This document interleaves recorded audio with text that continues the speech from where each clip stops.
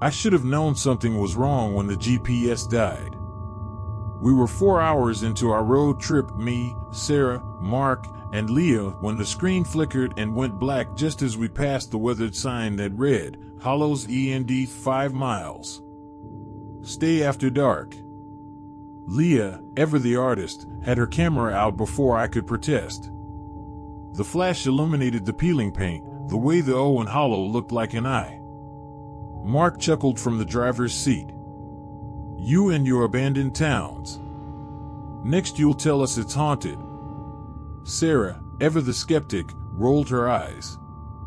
It's probably just some tourist trap. But I felt it, that prickle on my neck. The way the trees leaned too close to the road. The silence.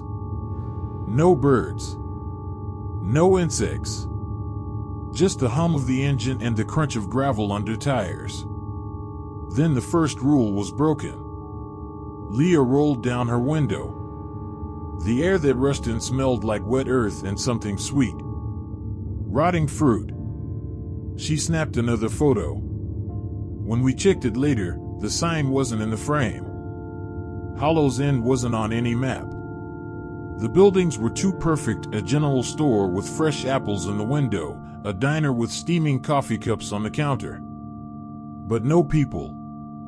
Except for him.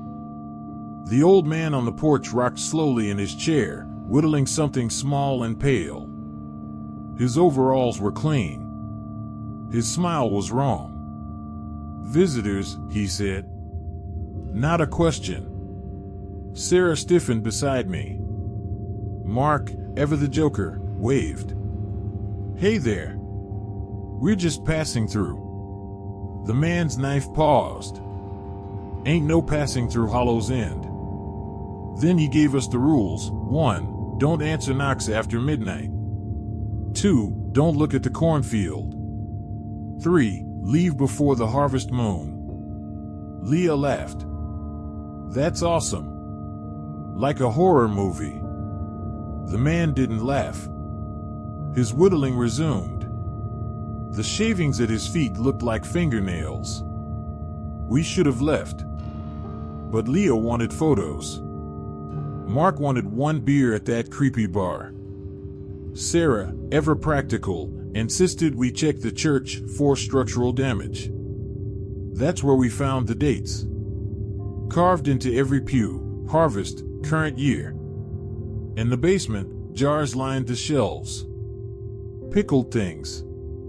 Sarah, the med student, paled.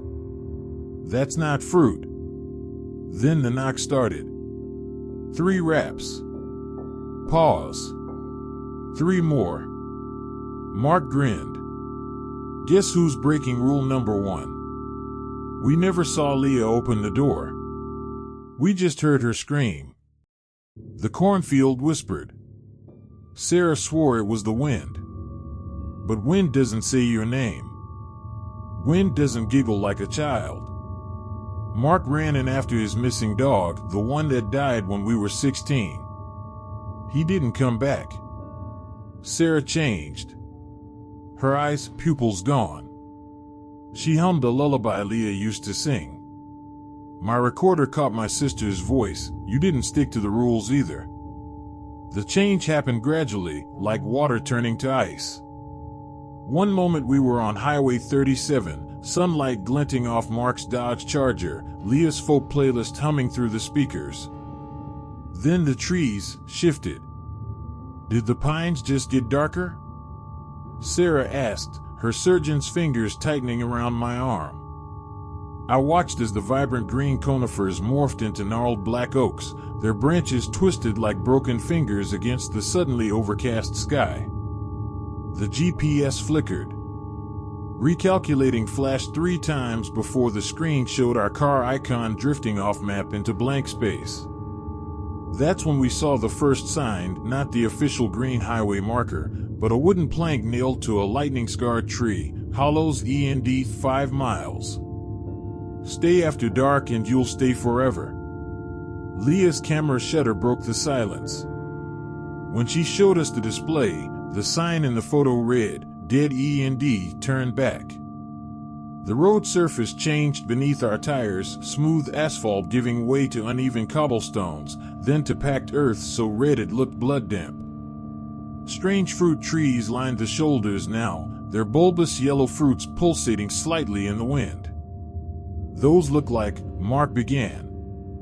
"Human hearts," Sarah finished quietly. Her medical bag slid to the floor with a clink of instruments. Hollow's end revealed itself in stages, like a nightmare coming into focus. The church spire appeared first, then the false front buildings of Main Street. Everything stood at slightly wrong angles, like teeth in a rotten mouth. The general store's screen door creaked open before we touched it. Inside, dust motes danced in shafts of light that had no visible source. The shelves groaned with goods that shouldn't exist. Jars labeled "Last Visitor's Tears, 2014 batch," a glass case displaying surgical tools from the 1800s, still bloody. A children's toy section where all the dolls had our faces. The old man didn't so much appear as unfold himself from the shadows near the pickle barrel. His overalls were pristine, but his hands, oh God, his hands were raw hamburger meat, tendons visible as they worked a carving knife. "Rules," he rasped, tongue flicking over broken teeth. He pointed the blade at each of us in turn. 1. Midnight knocks ain't for living ears. 2. Corn watches back after sundown. 3. Moonrise brings the hollow home. When Leah asked what happened to rule breakers, he smiled wide enough to split his cheeks. "The wounds didn't bleed." "Why don't you ask Emily?" My sister's name dripped from his lips like spoiled honey. The church basement smelled of copper and spoiled milk. What we first took for preserves were in fact organs floating in viscous fluid, each jar labeled with names and dates going back to 1843. The most recent shelf held 4 empty jars tagged with our names. Sarah's medical expertise turned to horror as she identified the specimens. This long, it's still inflating. The organ twitched against the glass as she spoke. Then we found the films. The projector whirred to life on its own, casting flickering images of previous visitors. 1927, a family posing before the church, their smiles stretching unnaturally wide as shadows pooled at their feet. 1999, college students screaming soundlessly as corn stalks wrapped around their limbs. 2018, my sister Emily carving something into her own arm with a rusted knife. The final film showed us, from today, sleeping in the church pews as figures emerged from the cornfield outside. The date on the film canister, tomorrow's date. Leah vomited violently. In the puddle, black seeds sprouted instantly into hair-thin roots. Midnight. The knocks came in perfect synchronization from every door, window, and even the walls themselves. 3 measured raps, then silence thick enough to choke on. Mark made the first mistake. "It's just wind," he shouted, yanking open the church doors. What stood there wore Emily's face, but stretched over something too large, its limbs bending in impossible places. It whispered 3 words that made Mark's eyes glaze over before he stepped outside willingly. We found his clothes the next morning, neatly folded in the cornfield. The stalks had grown 10 feet overnight, their tassels dripping a sweet-smelling black fluid.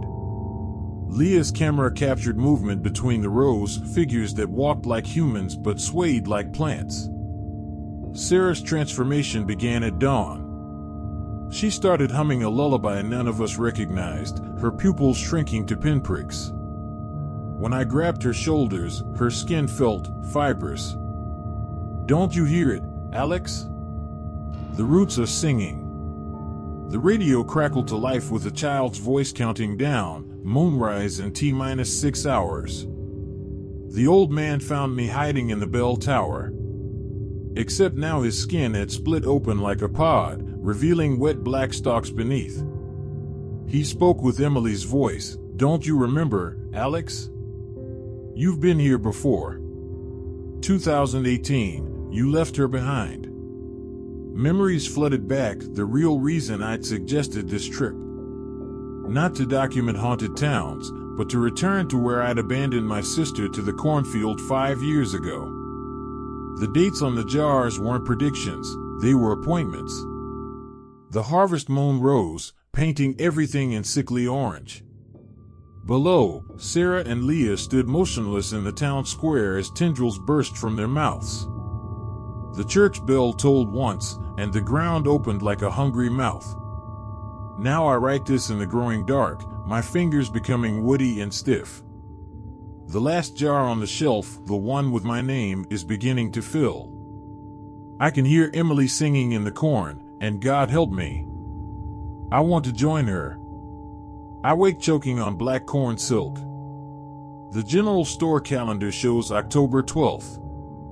A pristine Dodge Charger rolls into town, its stereo blasting familiar folk music.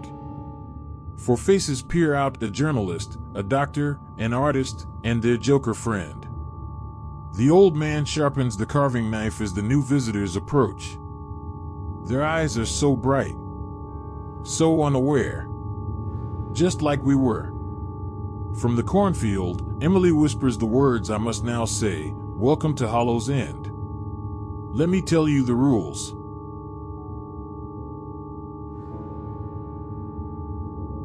Thank you for watching. Subscribe on my channel.